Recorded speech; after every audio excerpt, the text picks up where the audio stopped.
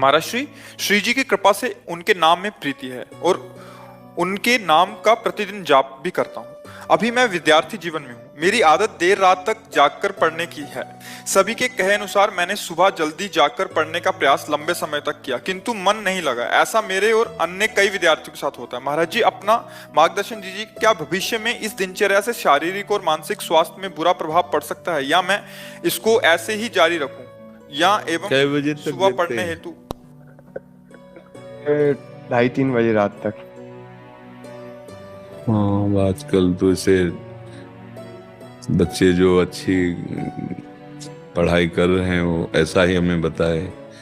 जब 9 बजे उनका शौच स्नान आदि, तो प्रश्न 9 बजे आप क्यों जगते हैं, तो उन्होंने कहा कि 2:30-3 बजे तक तो हम पढ़ते रहते हैं। तो अगर उसको ऐसा कर लिया जाए कि 11 बजे हम शयन कर लें, 12, 1, 2, 3, 4, 5, 6 घंटा हो गए, और 5 बजे उठ जाएं और फिर हम 9 बजे तक पढ़ाई कर लें। मान लो अगर 9 बजे आप जगते हैं तो शास्त्रीय पद्धति के खिलाफ हो गया ये दिनचर्या, और स्वास्थ्य के लिए भी ये ठीक नहीं रहेगा। क्योंकि जब ब्रह्म मुहूर्त 4 बजे से लेकर के और 6 बजे के बीच में अगर शयन किया जाता है तो ब्रह्मचर्य हानि की विशेष संभावना होती है, और आयु, श्री, कीर्ति, तेज, इन सब की हानि होती, क्योंकि जगत को प्रकाश देने वाले भगवान नारायण सूर्यदेव पधार रहे हैं, हम सैया पे सो रहे हैं। हमने तो गांव में भी देखा है कि 4 बजे कोलाहल शुरू हो जाता है, सब जग जाते हैं। तो अगर हमें अपने को सही मार्ग में लाना है, तो जैसे हम 9:15 बजे, एक बार किसी विद्यार्थी ने शौच स्नान 9:15 बजे, हम 9 बजे जगते हैं, वो विद्यार्थी ने बताया, हम 2:30 बजे तक पढ़ते हैं। तो इसी समय को बदल लिया जाए। महाराज जी, सुबह जल्दी उठा, लेकिन जैसा रात में मन लग रहा है वैसा सुबह नहीं लग पा रहा है। क्योंकि आपका अभ्यास नहीं है ना, आपका अभ्यास नहीं, इसलिए ऐसा लग रहा है। लेकिन महाराज जी, ये लंबे समय तक ऐसा करके देखा तो परिवर्तन कुछ समझ में नहीं आया। नहीं, तुम कहिए नहीं, तुम्हारा परिवर्तन कैसी बात है, अनुभव की बात है। तुम्हारे अनुभव गलत हो सकते हैं। अगर हम कह रहे 5 बजे उठे, जल पिया, इसके बाद थोड़ा टहले, थोड़े से 100-200 कदम, सोच गए, इसके बाद व्यायाम आधा घंटा किया, 20 मिनट प्राणायाम किया, अब बैठ जाओ पढ़ने में, एकदम स्मृति नवीन, एकदम क्लियर। अब कितने समय तक प्रयास कर सकते हैं इसको? अरे जीवन भर प्रयास करना है। हम जीवन भर विद्यार्थी हैं, कोई पढ़ाई छूटेगी, कोई नौकरी मिलेगी, कोई किसानी, कुछ भी करेंगे। जीवन में एक दिनचर्या होनी चाहिए, सोने और जागने की एक लिमिट। जैसे एक बहुत व्यस्त शरीर है, उसके लिए 7 घंटे बहुत पर्याप्त है सोना। 6 घंटे वैसे पर्याप्त, और 7 घंटे। अब जैसे अपने लोगों के तो 3 घंटे, 2 घंटे, 1.5 घंटे, 24 घंटे में 1.5 घंटे, 2 घंटे। अब जितनी कोटि का उपासना में प्रवेश है, और नहीं 5 घंटे, या 5 के बाद फिर नहीं माना जाता कि तुम साधक को पड़े सो रहे हो। ऐसे 5 घंटे आखिरी। पर जैसे किसान आदमी, व्यायाम किए हुए, बहुत मेहनत करने वाला व्यापारी, 7 घंटे से ज्यादा नहीं रखा गया सोने के लिए।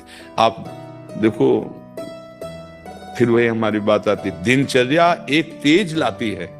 एक जो आप 6 घंटे पढ़ करके समझ नहीं पाओगे ना, वो 2 घंटे में आप 6 घंटे का काम निपटा लोगे। आपकी तेजस्वी बुद्धि होगी, आपकी प्रवीण बुद्धि होगी, आपके अंदर पावर होगा। अब ब्रह्म मुहूर्त में शयन कर रहे हैं, फिर 9 बजे जो नहाना है वो एक ऐसे खिलवाड़ मात्र है। आप 4 और 5 के बीच में उठे और स्नान किया, व्यायाम किया, 1-2 किलोमीटर दौड़ लगाई, थोड़ा प्राणायाम किया, फिर आप पढ़ के देखो। पर अभ्यास, अच्छा सात्विक भोजन, कुछ दिन अभ्यास। अब जैसे अपने लोग 1.5 या 2 घंटे एकदम फ्रेश, क्योंकि बचपन से अभ्यास किया, पूरा जीवन हो गया। अब उसमें 1.5-2 घंटे में आती है कि नहीं आती? कई दिन हो जाते, नींद नहीं आती। तो अभ्यास अगर किया जाए तो बहुत सुंदर दिनचर्या। हम तो कभी ये नहीं कह सकते कि सूर्य उदय हो रहा है आप शयन कर रहे हो, ये ठीक नहीं। कभी ऐसा हो जाए अचानक, वो बात अलग, लेकिन दिनचर्या ऐसी, आप 2:30 बजे तक जग रहे हैं, फिर इसके बाद आप, तो आपके स्वास्थ्य में भी फर्क पड़ेगा, आपकी बुद्धि में भी फर्क पड़ेगा, आपके तेज में भी फर्क पड़ेगा। आज हम बुद्धिमानी समझ रहे हैं धन कमाना केवल। आज आप 2:30 बजे तक जग रहे हैं, फिर इसके बाद आप तो आपके स्वास्थ्य में भी फर्क पड़ेगा, आपकी बुद्धि में भी फर्क पड़ेगा, आपके तेज में भी फर्क पड़ेगा। आज हम बुद्धिमानी समझ रहे हैं धन कमाना केवल भोगों को भोगना बुद्धिमानी समझ रहे हैं।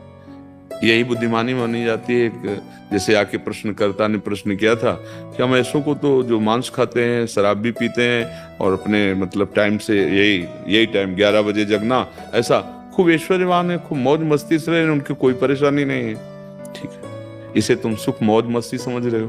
कुछ दिनों बाद शरीर छूटेगा, इसके बाद क्या रह गया? हर चीज यहीं रह जाएगी। ना तो तुम्हारे पास जितेंद्रियता है, ना भगवान नाम है, ना सत्य है, ना धर्म है। बचा क्या? आए किस लिए थे? मानव जीवन केवल इसी के लिए। तो जितना तुम्हें डल्लभ के गद्दे पर आनंद मिलता है ना, सुअर को कीचड़ में मिलता है। जितना तुम्हें अपनी भार्या पे, उतना उसको अपने संभोग में मिलता है। जितना तुम्हें अपने बच्चे प्यारे, उसको अपने बच्चे वैसे ही प्यारे। जितना तुम्हें सांसारिक सुख, वो वैसे बिष्ठा। तुम्हें रबड़ी रसगुल्ला जैसे अच्छा लगता है, उसको बिष्ठा और ये सब अच्छे लगते हैं। अंतर क्या रह गया? पशु में हमारे में अंतर क्या रह गया इतना? हमारा जीवन आध्यात्मिक जीवन, हमारा जीवन भागवतिक जीवन, समाज सेवी जीवन, तेजस्वी जीवन, भगवत प्रिय जीवन। तो पीछे वाले में यही हमने चर्चा की है कि हम इतने पढ़े लिखे, इतने बलवान बुद्धिमान सब बन रहे हैं और जरा सी बात में भाई भाई को मार रहा है, जरा सी बात में बूढ़े माता पिता को मार रहे हैं। ये बुद्धिमानी है, ये पढ़ाई लिखाई, ये डिग्रियां हैं। अरे विद्या विनयम ददाति। अपने माता पिता को भगवान समझकर उनकी आज्ञा, जो आज्ञा, ऐसा कितने बच्चे हैं जो अपने माता पिता के पैरों रोज छूते हैं। साक्षात भगवान घर में बैठे हुए हैं और उनको अवहेलना। ये पढ़ाई हमें तो नहीं समझ में आ रही, क्योंकि विद्या का प्रभाव होता है विनयम ददाति। विनयशील, संयमी, जितेंद्री, धैर्यवान, वो तो बातें समझ में नहीं आ रही। क्यों? अब आसुरी बुद्धि बढ़ रही है, जिसे कहते हैं राक्षसी बुद्धि। माँ नहीं मातु पिता नहीं देवा, आसुरी बुद्धि बढ़ रही, खान पान गलत हो रहे हैं। अब बच्चा आए हो यहाँ इसलिए प्रश्न किया, इसलिए बता रहे कि अब कोई सुधर जाए तो सुधर जाए, नहीं तो आगे सुधरने के चांस ही नहीं रहेंगे। ऐसी बुद्धि बिगड़ती चली जा रही। शास्त्र आज्ञा करता है 11 बजे के पहले ही आहार हो जाना चाहिए।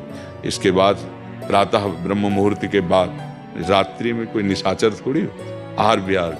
पर अगर ये सब बातें तो फिर समझ में नहीं आती। अब बुद्धि कितनी रह गई?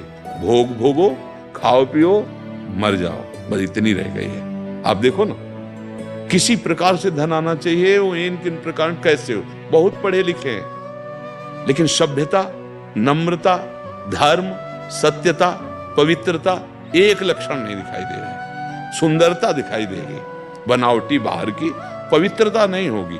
बुद्धि है, विवेक नहीं है, बहुत डिग्री है, लेकिन विनय और सभ्यता का लोप हो चुका है। ऐसे माता पिता से, बुजुर्गों से बात करते हैं जैसे कोई पागल आदमी बात करता है। ऐसे अपने बुजुर्गों से ऐसी बात करो कि उनका हृदय लगे कि हमने खवा पिया के, पढ़ा लिखा के बड़ा किया, तो कम से कम वचन से तो मृदु बोला जा रहा है, व्यवहार तो मृदु बहुत ही कम हो गया है। तो हमारी तो यही प्रार्थना है